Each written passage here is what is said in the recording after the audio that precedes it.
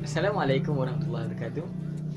I'm trying to remember the name of the structure of this flower. Do you remember all the name of the structure that you have learned before? If don't, I want you to try to remember that, because in this topic we are going to learn about the reproduction in flower. Let's go.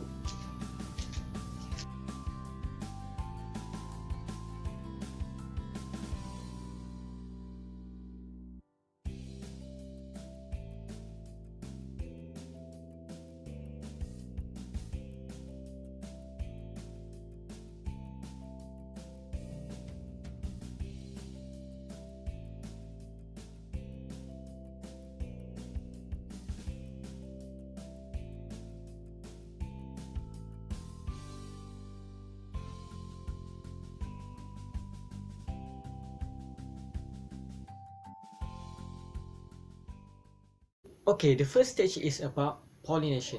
In Malay, we call it pendebungaan. Alright?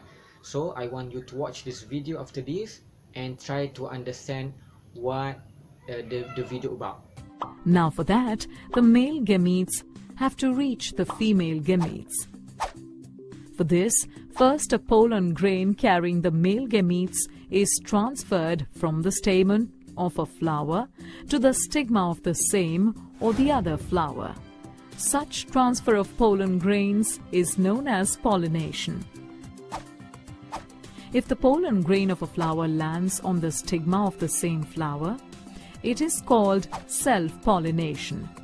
But if the pollen grain of a flower lands on the stigma of another flower of the same or another plant of the same type, it is called cross-pollination. Pollination occurs with the help of different agents like wind, water, or animals. The conclusion for stage 1. Number 1. Pollination occurs when pollen stick to the stigma. Number 2. Wind, animals, and water are the pollination agents.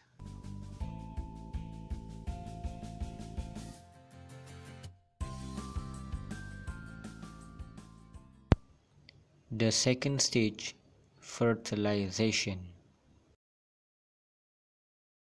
Once a pollen grain reaches the stigma of a suitable flower, a tube grows from the pollen grain. This tube travels through the style and reaches the ovary.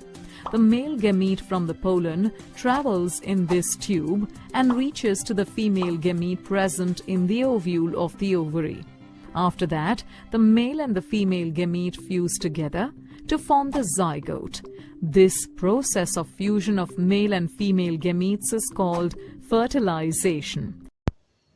These are the conclusion for stage 2. Number 1. Fertilization is when the male and female gametes fuse together. Number 2. The fusion of male and female gametes form zygote.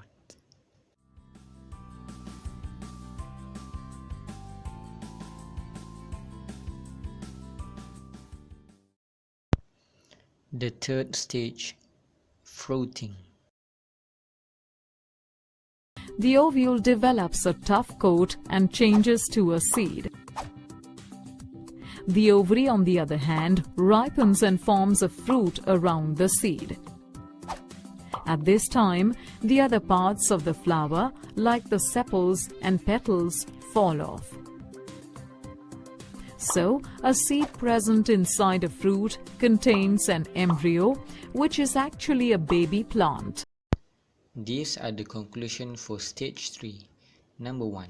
After fertilization happen, the flower are changing to a fruit. Number 2. Ovary become the fruit and ovule become the seed. Number 3. The seed then become new plant after a proper planting. Okay, I hope this video helps you a lot to understand what is reproduction in plant. See you in the next lesson. Assalamualaikum.